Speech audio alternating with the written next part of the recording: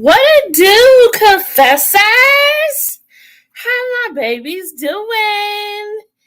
Now, y'all know I'm going to apologize right off the bat because y'all know I am not a firm believer in using the avatar. I like to show my face so my people can see who is talking and all of that good stuff. But your girl just didn't feel like getting pretty today. It's my day off, and I just want to lounge in my pajamas all day.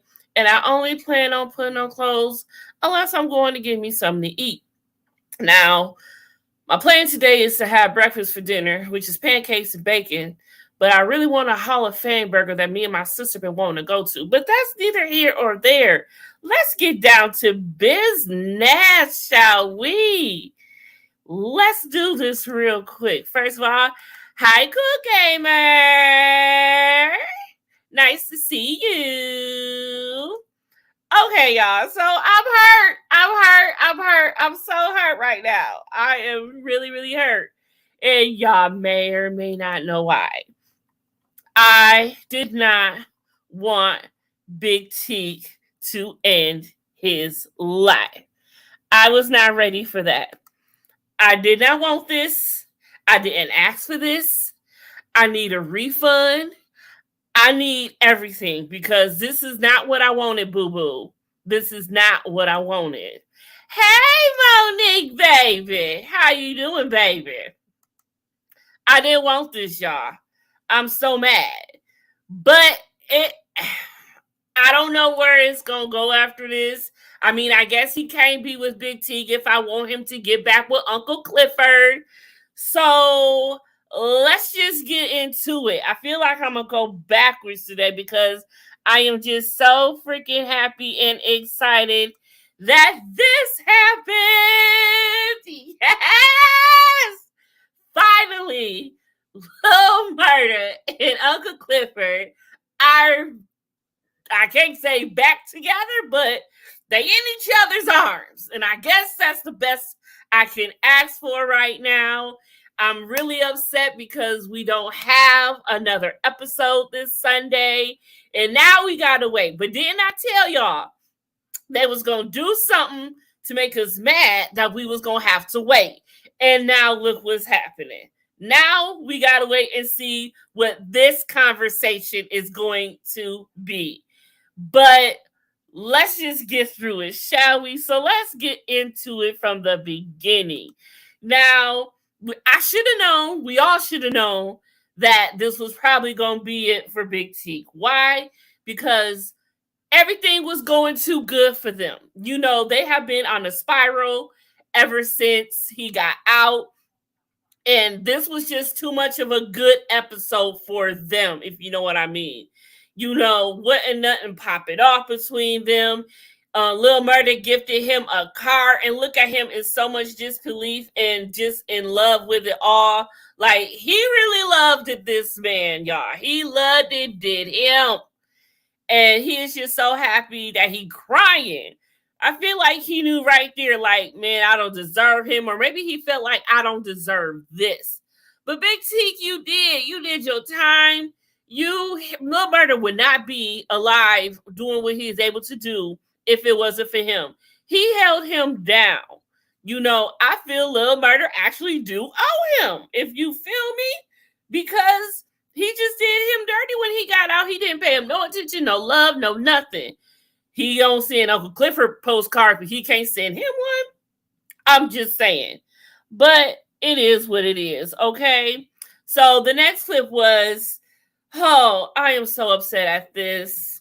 I'm really upset at this too. Okay, now I'm realizing I was mad at a lot of things on this episode. So it came to a point where, you know, Derek was about to go. I don't know if he went for an interview or not, wherever the fuck he was going. He asked, you know, Keyshawn if she wants to come with, but he was like, nah, I can't, because, you know. And it was so messed up how he just nonchalantly was like, oh, okay. Because she couldn't go because her face was messed up because he just basically beat her to a pulp again when he was about to throw the iron on her. I'm like, golly. Like, he just don't care about this woman, period. And that's how that whole thing was. You could see it in her eyes like, I'm ready. I'm ready to do something. I'm ready to leave. But she been having that look in her eyes, and I've never been a bad woman before, so I don't really know how it go. But if you can't leave or you ain't ready to leave, you can't. But she was obviously ready to leave because you see how she was trying to get into the car and go, but she just couldn't. And that was messed up. I felt bad for her. It's really unfortunate.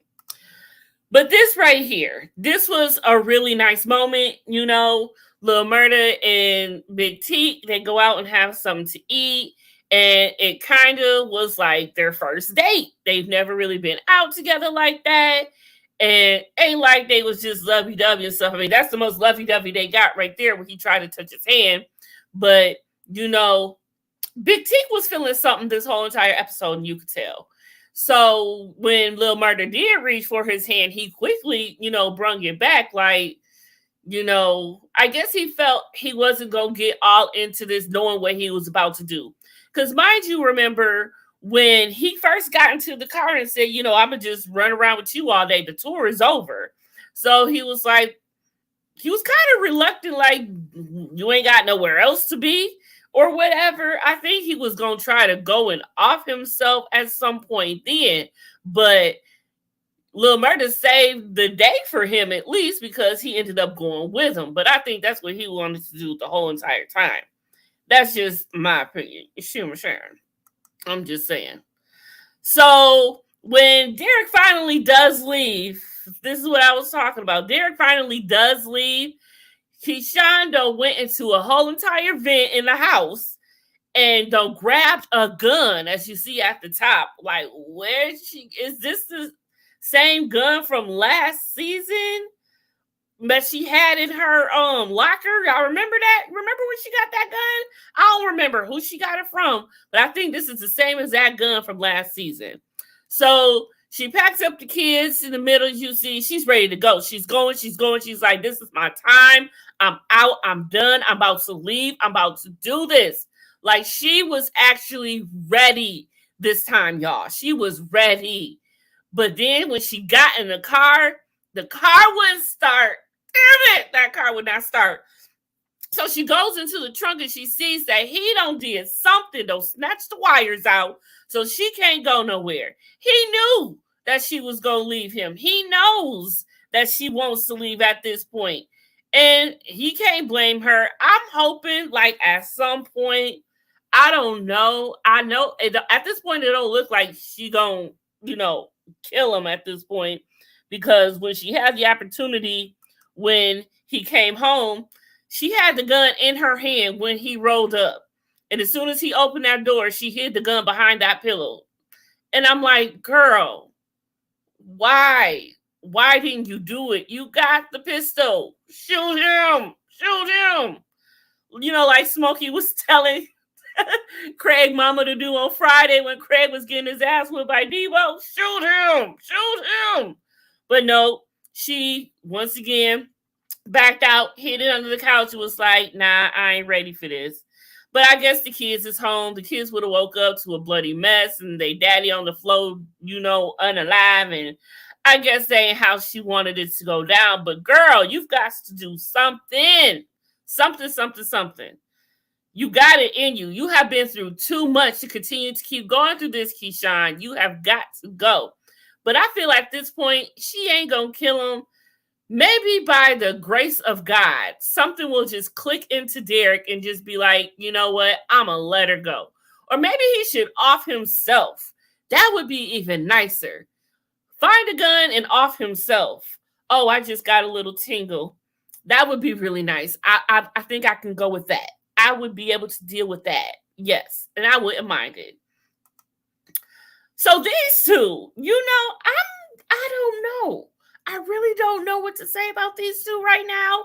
Whispers and Roulette, it's looking like, very much looking like, they are arch nemesis now at this point. Now, I thought that they were going to end up being cool. They bonded over their little time in the bathroom. Whisper gave Roulette a tampon, gave her some of that white girl to sniff up, and Roulette did her thing. It was the best time of her life.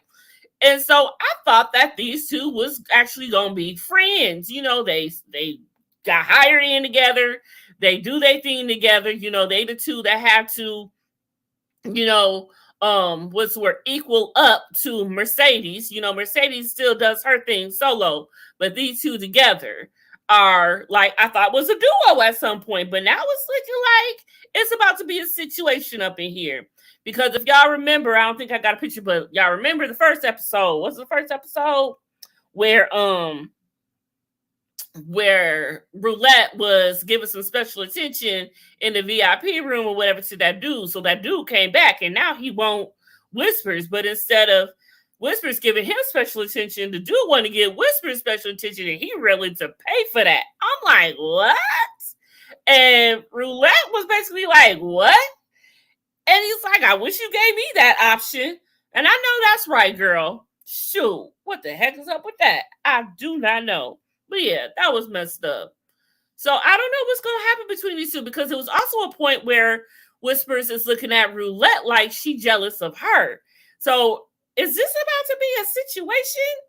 Will both of these women come out alive at the end of this season? I'm wondering, are they just guests for the season, or are they actually part of the season? You know what I'm saying? I would like to know. I don't know, but I like that I don't know. Child, Lord Jesus, is a fire. These three right here. So Faith is just gutta with it. Like, she just don't care at this point. She up here just enjoying this Mercedes experience more than Coach thought that she would. And now Coach looks like he is jealous. One, because he feels like they can have more fun without him. And two, because Faith is the one who made her climax at that little throuple they had going on. And he looking like, oh, y'all don't even need me for this. So I feel like he jealous, mad, and he just ain't gonna get over it. So when it came down to it, he was so mad, he got to Faith. He's like, oh, you can't tell me. I know when I see two women together that when I ain't around. So he knew that they've been messing around without him. And she's like, you think you the only one who can have fun? You ain't ever thought to assume that I like the kitty cat? You ain't ever thought that, huh? You don't know me that well, partner, basically. Like, you don't know your wife to know that she liked the kitty cat? But he got so mad that he don't breach the contract and he don't throw Mercedes out. So Mercedes has risked it all. And I'm like, dang, but Faith, the one who risked it all, she trying to do all of this stuff while Coach is right there talking about, oh, he don't hear over the blender or whatever he was doing over there, trying to talk her stuff to Mercedes like she all in love. And he don't realize, look, this ain't happening. He like Tony Montana. Who put this together? I did. Who started this? Me. He said, y'all ain't got to do this without me. Who y'all think y'all is?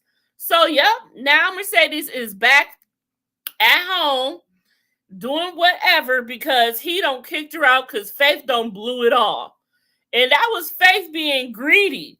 She was being mad, greedy, and stubborn, and selfish, which maybe she had a right to be because obviously Coach ain't ever gave her that attention before or been in this situation before. So obviously she ain't know how to act. She finally got something that she liked and wanted, and she ain't know how to act. So she blew it for everybody, basically. And all she could do was hand Mercedes her shoes and say, I'm sorry. Like, half of you the one who blew our cover. You should have slowed your roll. But no, she was just too greedy, and that's what happens. So now it's a wrap for Mercedes. She back at home. And all of that money that was on that table, Coach took all of that money back. Like, he didn't even give her not one stack. And it looked about 8 stacks on that table. And I would have been hurt. That could have done so much for her. And now she ain't got none of it. And I'm so sad for her. I'm so sad for her. Now she ain't never gonna have that last dance, y'all. She will never have the last dance. Oh, I feel so bad. And these two, oh my goodness. I didn't think it would escalate like this, but I think Roulette is up to something. First of all, she's sitting in the parking lot, all feeling down. She ain't feeling pretty. She feeling unpretty because she the dark skinned girl, and everyone wants Whisper and wants to do things for Whisper and pay her to do things to her while she getting paid to do things to them. So I don't know where her confidence is coming from. Besides that, but she is feeling some type of way in her feelings, not feeling herself. And here comes this white stallion ready to save the day, and she's asking him all types of questions, and he's saying all the right things, y'all. All of the right things. And I ain't gonna trip. He do look kind of good. I ain't gonna trip. He do look kind of good. And so they finally have their formal kiss. So that looks like that is about to be the start of something. It's gotta be. It's about to go down. So here's what I was saying. I think this is it. Yep, you see, Home Dude was ready to give him all his money to Whisper, and Roulette just knows, she's having that moment right there, who am I? Why am I not that girl? Why can't I get it like that type of thing? Am I the ugly one? Feeling unpretty, and I feel real bad for her. Yeah. So let's get back to Big Teak, okay? Because he was really going through some things this episode, and this scene really tripped me out. I said, what is this all about? And this little boy, he goes to this house that used to be his house. He goes right to this room. You see him going through the house, and there's just dope fiends everywhere, just cracked out, leaned over on couches, beds, it just looks so run down in this house. And I don't know if he used to run it or he used to live here or what he meant by this used to be my house. But obviously, as a kid, he used to be there. And this is, I guess, the younger him, and whatever happened, he told a little bit of a story that I can't quite recall, but it came to the point where he has seen some shit. He has seen it all, and this molded him basically to be the man that he became to be, where he ended up in jail, prison, or whatever. So it's just blood on his hands as a little child. And, he was really having some moments, and that was really a messed up moment. So she's a bad mama jamma in this dress right here, boy. Yes.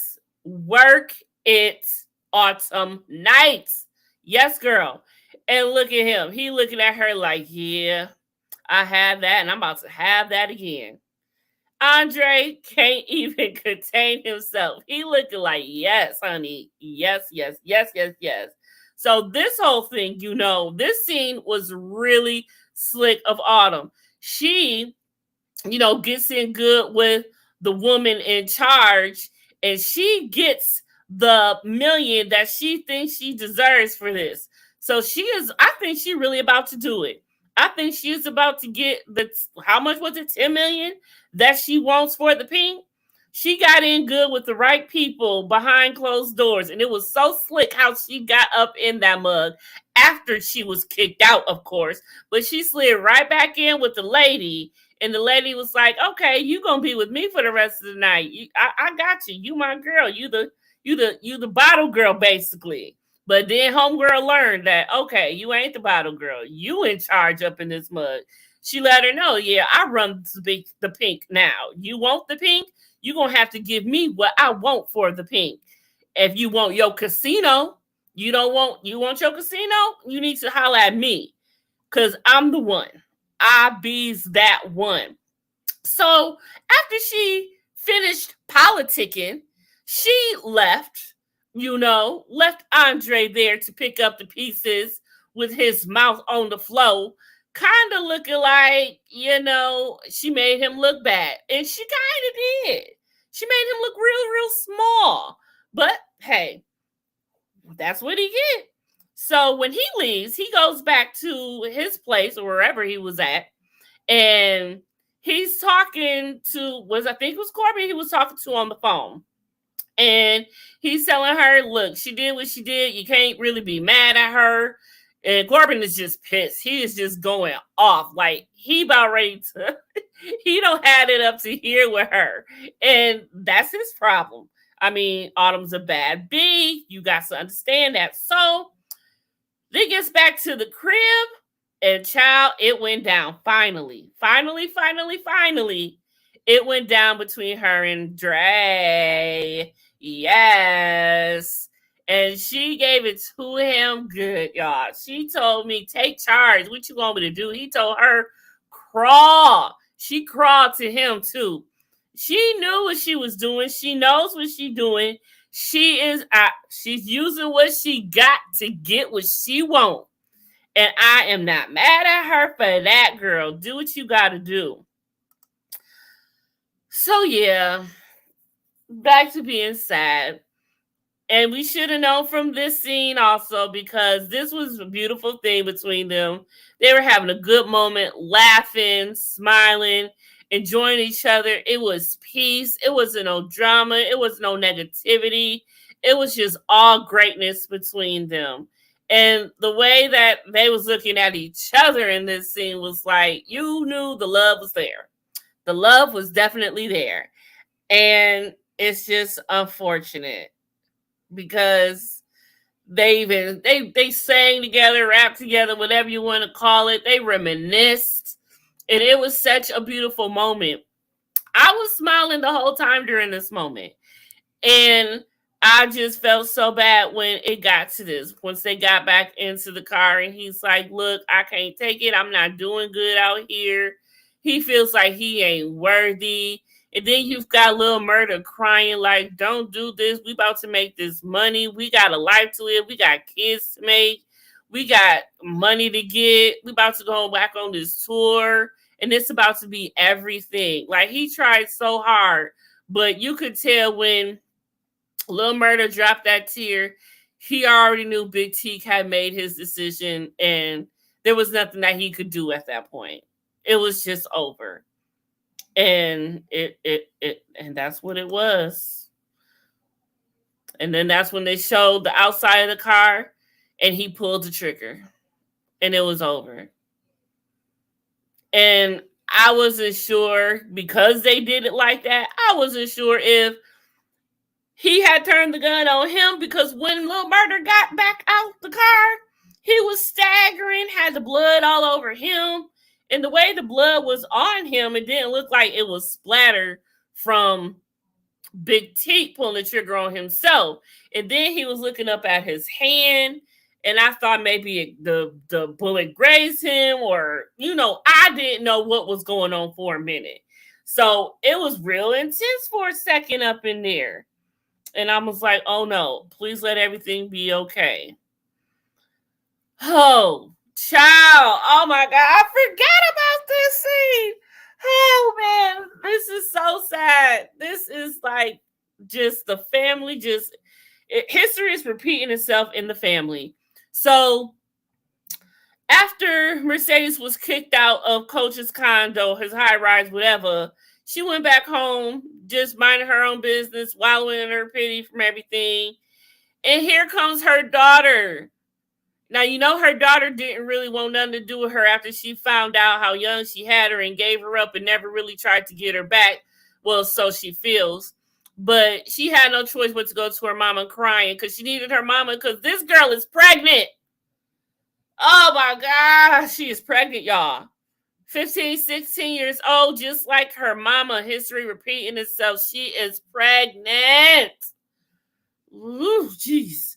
Now, by the time the next season starts, if she doesn't lose the baby here, I'm sure they're going to work in that whole Roe versus Wade thing.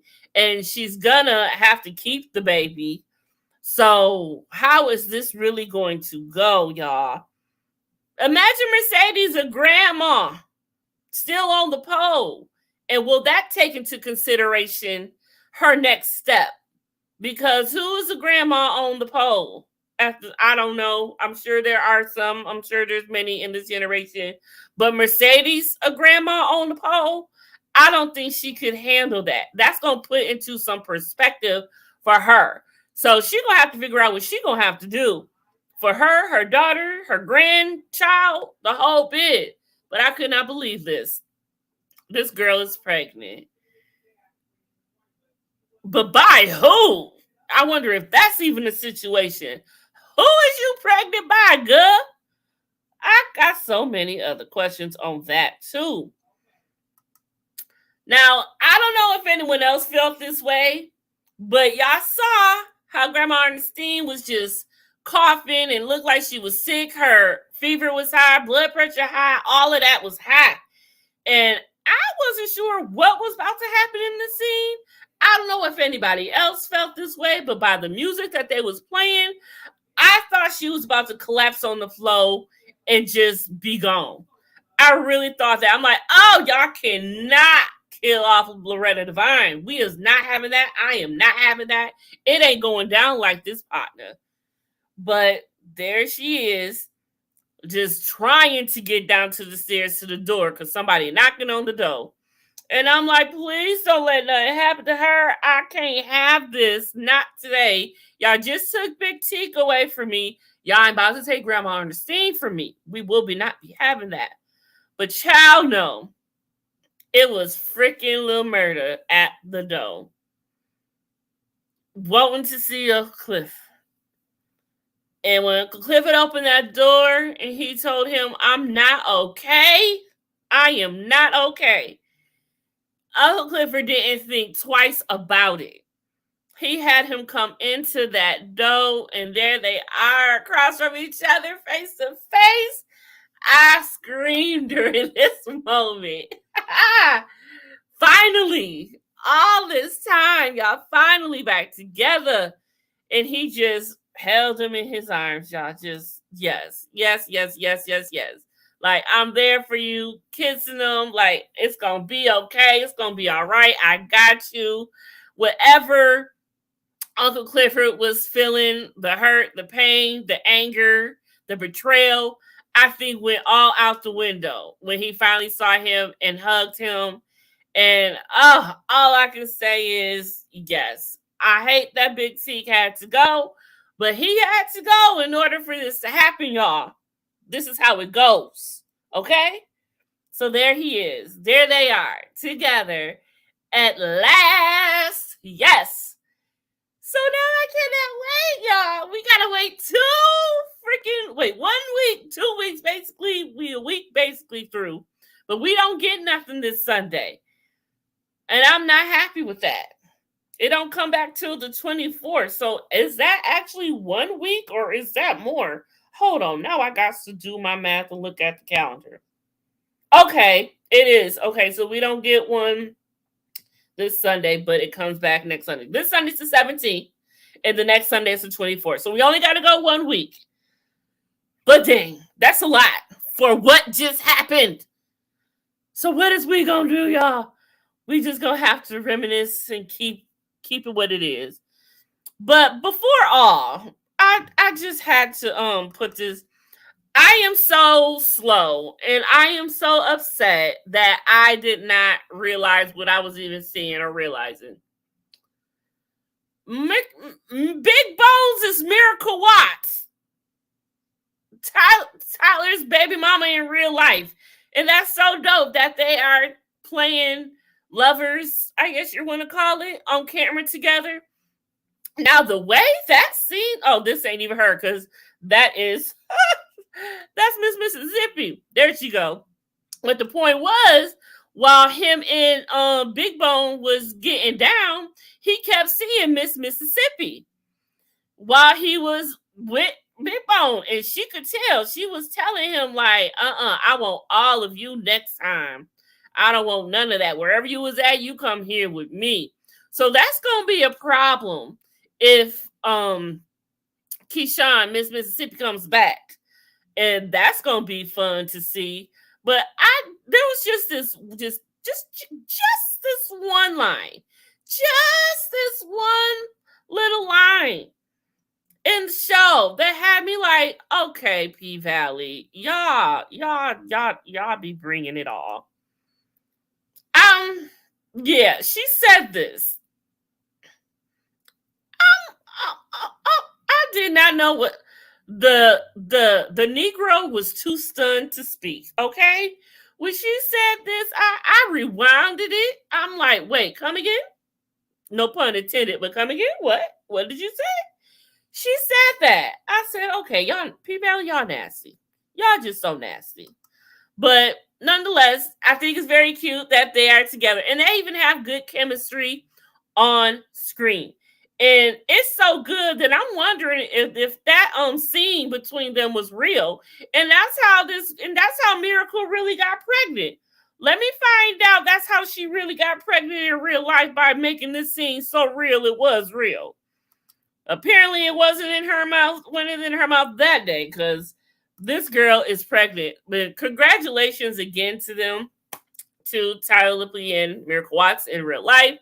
They are with child. They have been together, since before season 2 started filming.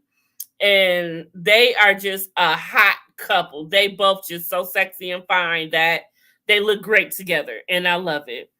So yeah, y'all, it's over. Big Teak is gone, and Lil Murder and Uncle Clifford are back into each other's arms, and that's the best thing ever. And finally, they did the deed. Finally, but I'm just still mad at Keyshawn, who did not pull the trigger.